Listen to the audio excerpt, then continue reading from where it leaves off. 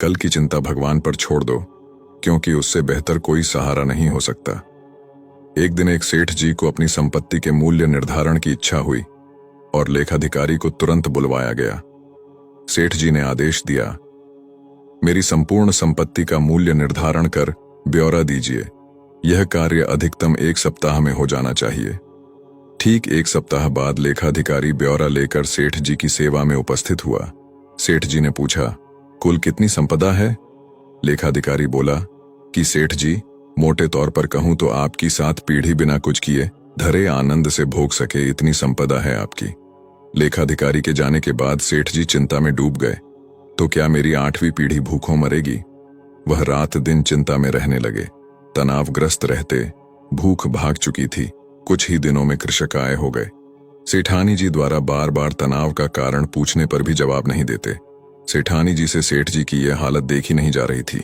मन की स्थिरता और शांति का वास्ता देकर सेठानी ने सेठ जी को साधु संत के पास सत्संग में जाने को प्रेरित कर ही लिया।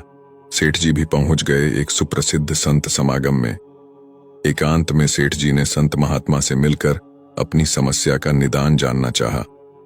महाराज जी, मेरे दुहक का तो पार ही नहीं है। मेरी 8वीं पीढ़ी भूखी मर जाएगी। मेरे पास मात्र अपनी 7 पीढ़ी के लिए पर्याप्त हो, इतनी ही संपत्ति है। कृपया कोई उपाय बताएं कि मेरे पास और संपत्ति आए और अगली पीढ़ियां भूखी न मरे। आप जो भी बताएं, मैं अनुष्ठान विधि आदि करने को तैयार हूं। सेठ जी ने संत महात्मा से प्रार्थना की। संत महात्मा जी ने समस्या समझी और बोले, इसका तो हल तो बड़ा आसान है। ध्यान से सुनो सेठ। बस्ती के अंतिम छोर पर एक बुढ़िया रहती है, एकदम कंगाल और विपन्न। न कोई कमाने वाला है और न वह कुछ कमा पाने में समर्थ है। उसे मात्र आधा किलो आटा दान दे दो।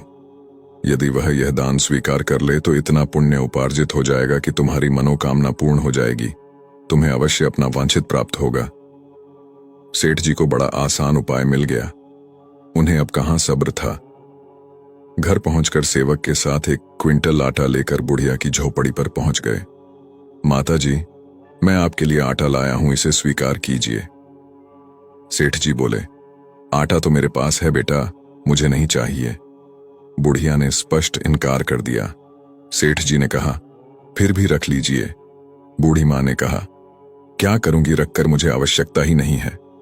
सेठ जी बोले, अच्छा कोई बात नहीं, 1 क्विंटल ना सही, ये आधा किलो तो रख लीजिए। बेटा, आज खाने के लिए जरूरी आधा किलो आटा पहले से ही मेरे पास है, मुझे अतिरिक्त की जरूरत नहीं है। बुढ़िया ने फिर स्पष्ट मना कर दिया। लेकिन सेठ जी को तो संत महात्मा जी का बताया उपाय हर हाल में पूरा करना था। एक कोशिश और करते सेठ जी बोले, तो फिर इसे कल के लिए रख लीजिए। बूढ़ी मां ने कहा, बेटा, कल की चिंता मैं आज क्यों करूं? जैसे हमेशा प्रबंध होता आया है, कल के लिए भी कल ही प्रबंध हो जाएगा। इस बार भी बूढ़ी मां ने लेने से साफ इनकार कर दिया। सेठ जी की आंखें खुल चुकी थीं। एक गरीब बुढ़िया कल के भोजन की चिंता नहीं कर रही और मेरे पास अथाह धन सामग्री होते हुए भी मैं 8वीं पीढ़ी की चिंता में घुल रहा हूं। मेरी चिंता का कारण अभाव नहीं, तृष्णा है। वाकई तृष्णा का कोई अंत नहीं है। जो प्राप्त है पर्याप्त है। जिसका मन मस्त है उसके पास समस्त है।